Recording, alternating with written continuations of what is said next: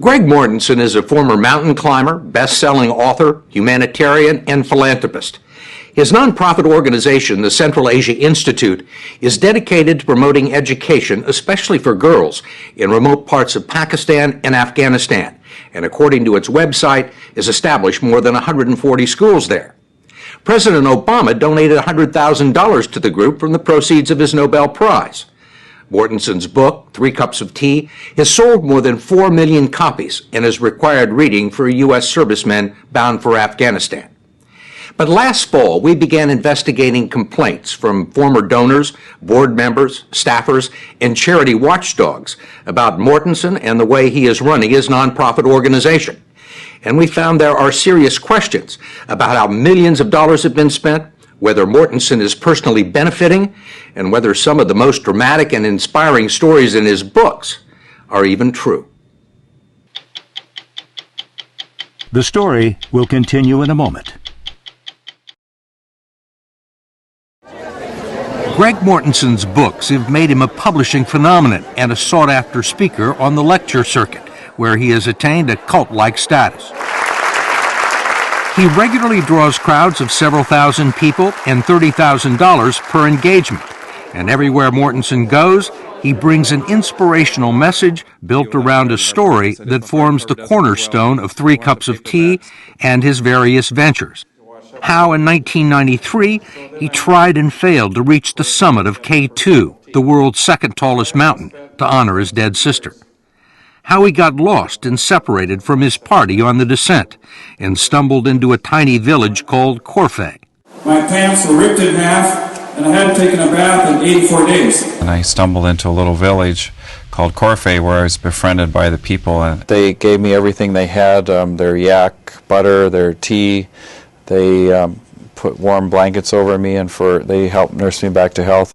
Mortenson tells how he discovered 84 children in the back of the village, writing their school lessons with sticks in the dust. And when a young girl named Chocho came up to me and said, "Could you help us build a school?" I made a rash promise that day, and I said, "I promise I'll help you build a school." And little did I know that would change my life forever.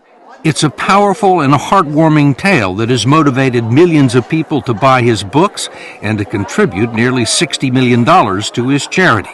It's a beautiful story, and it's a lie. John Krakauer is also a best-selling author and mountaineer who wrote Into Thin Air and Into the Wild. He was one of Mortenson's earliest backers, donating $75,000 to his nonprofit organization.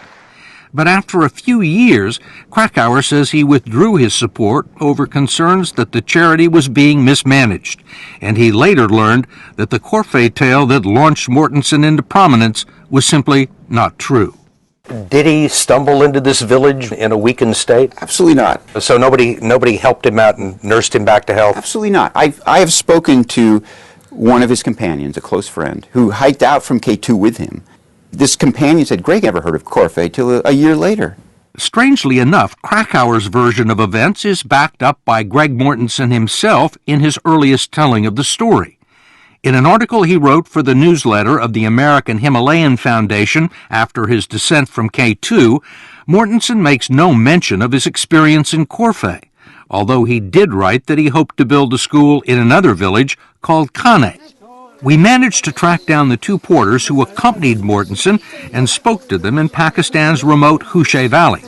They also told us that Mortenson didn't stumble into Corfe lost and alone, and that he didn't go to Corfe at all until nearly a year later on another visit. He did build a school in Corfe. He did, and it's a good thing. But if you go back and read the first few chapters of that book, you realize I'm being taken for a ride here. One of the most compelling experiences I had was in July of '96. It's not a solitary example. Upon close examination, some of the most touching and harrowing tales in Mortenson's books appear to have been either greatly exaggerated or made up out of whole cloth. I went into the area to find a place to build a school. What happened is I got kidnapped by the Taliban for 8 days. The kidnapping story was featured in 3 Cups of Tea and referred to in his follow-up bestseller, Stones into Schools, with his 1996 photograph of his alleged captors. We managed to locate 4 men who were there when the photo was taken. 2 of them actually appear in the picture. All of them insist they're not Taliban and that Greg Mortenson was not kidnapped. They also gave us another photo of the group with Mortenson holding the AK-47. One of the men, Mansoor Khan Massoud, is the research director of a respected think tank in Islamabad and has produced scholarly articles published in the U.S. Until recently, he had no idea that he'd been shown as a kidnapper in a best-selling book. That's me. We spoke with Massoud via Skype. He told us that he and the other people in the photograph were Mortenson's protectors in Waziristan, not his abductors. The story, as Mr. Mortenson tells it, is that he was held for 8 days and won you over by asking for a Quran and promising to build schools in the area. Is that true? This is totally false, and he is lying. He was not kidnapped. Who are these people that are also in the picture? Some are my cousin, some are our friends from our village. Well, why do you think Mr. Mortenson would write this? To sell his book. Another place where no one has done much checking is into the financial records of Mortenson's non-profit organization, the Central Asia Institute, which builds and funds the schools in Pakistan and Afghanistan and is located in Bozeman, Montana, where Mortenson lives. He says the charity took in $23 million in contributions last year, some of it from thousands of school children who emptied their piggy banks to help its Pennies for Peace program, and some of it from large fundraisers like this one in Santa Clara, California. We've got 1,500 bid here. We got to get to that school getting built, ladies and gentlemen, tonight. This organization has been around for 14 years. How many audited financial statements has it issued? One. One. It's amazing that they could get away with that. Daniel Borokoff is president of the American Institute of Philanthropy, which has been examining and rating charitable organizations for the last 2 decades. He says the Central Asia Institute's financial statements show a lack of transparency and a troublesome intermingling of Mortenson's personal business interests with the charity's public purpose.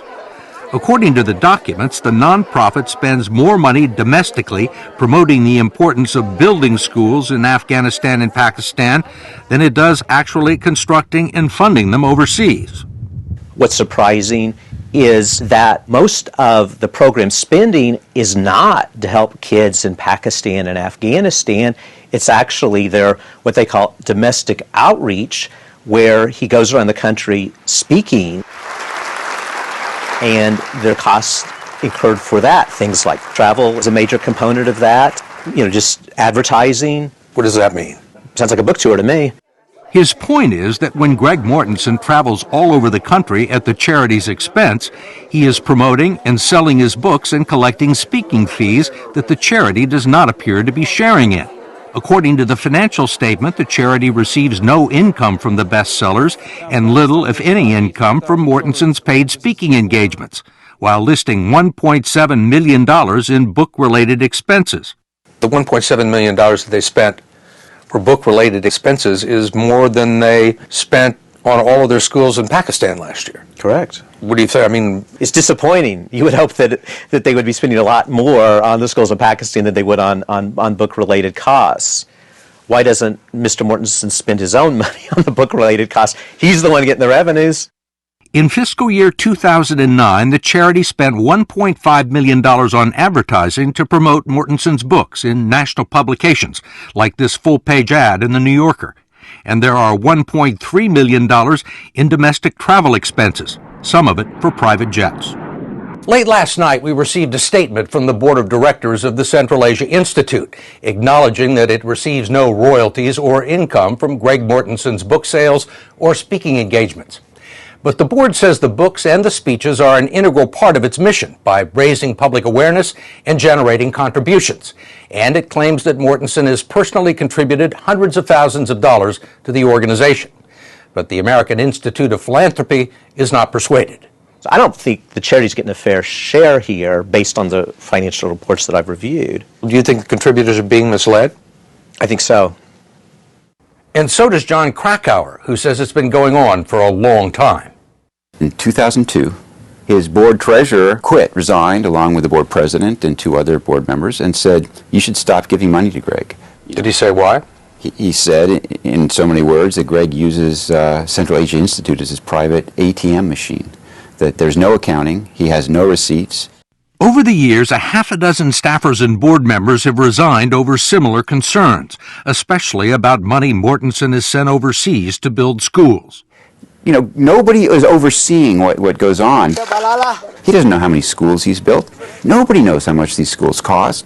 The IRS tax return Central Asia Institute filed last year included a list of 141 schools that it claimed to have built or supported in Pakistan and Afghanistan.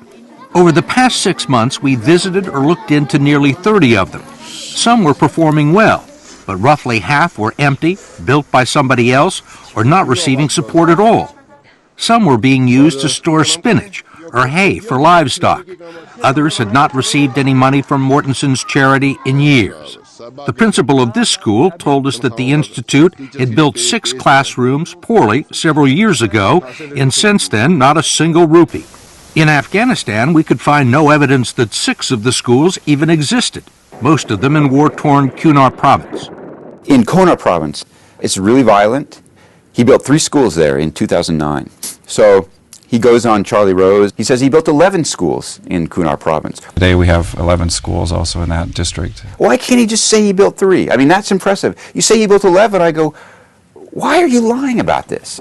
One of the schools we looked into in Afghanistan is this one in Bozoy Gumbaz, a remote outpost in the Wakhan corridor on the roof of the world. Mortenson's second book, Stones into Schools, begins with Abdul Rashid Khan, the leader of a semi-nomadic people, sending horsemen to summon Mortenson to his camp. The book ends with Khan on his deathbed ordering every available yak in the High Pamir to haul supplies for a school that will serve 200 children. But Ted Callahan, an anthropologist who spent nearly a year in the area, says the story doesn't ring true. The number of children that this one school is going to educate, that's just nonsense. The words that Abdul Rashid Khan says in this book, this is a man who probably came to my tent every day for an hour or two, and the man that I knew is not the man who's portrayed in this book. You seem to be saying that most of it is BS. The most generous thing I could say is that it's grossly exaggerated, and probably the harshest thing I could say is a lot of it just sounds like outright fabrication. Today the school sits empty, and we're told by a tribal leader that it's never been used. No one's there. No one's there at all. You know, I think at best it might end up being used as a storage shed for stuff. We obviously wanted to talk to Greg Mortenson, who has appeared on just about every news and talk show on television, but he didn't want to talk to 60 Minutes. He dismissed our initial request for an interview last fall, and our follow-up messages and emails over the past 2 weeks have gone unanswered. We finally decided to seek him out at a speaking engagement and book signing in Atlanta. Steve Croft. Nice to meet you. How you doing? Thanks. You got 5 minutes for us today? I need to sign these books right now, so. Yeah, I know. You know, we haven't heard from, it's been almost a week, we haven't heard from you or the board, and we're just trying to, I need to sign. I don't want to disrupt this. But You're already disrupting it, so. Okay. Thanks. Can we come back? We'll wait for you. Thanks. Hey, how are ya? Mortenson's staff immediately contacted hotel security, which asked us to leave. They told us if we retired to the lobby, one of his staff members would stop by or call us to discuss a possible interview. They never did. Mortenson canceled his afternoon appearance and left the hotel through a back entrance. He's not Bernie Madoff. I mean, let's be clear. He has done a lot of good. He has helped thousands of school kids in Pakistan and Afghanistan. He has become perhaps the world's most effective spokesperson for girls' education in developing countries, and he deserves credit for that. Nevertheless, he is now threatening to bring it all down, to destroy all of it by this fraud and by these lies. In the last few days, we received 2 statements from Greg Mortenson saying that he stood by the information in his books and the value of his charity's work. He called the attacks against him unjustified.